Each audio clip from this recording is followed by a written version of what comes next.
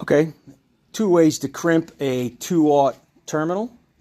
You can use a $3,000 hydraulic tool or a $10 piece on Amazon. Let's check it out.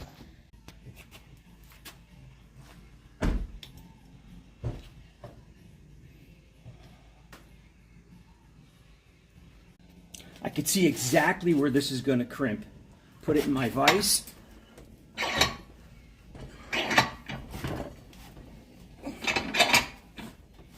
Oh man, that's a good crimp.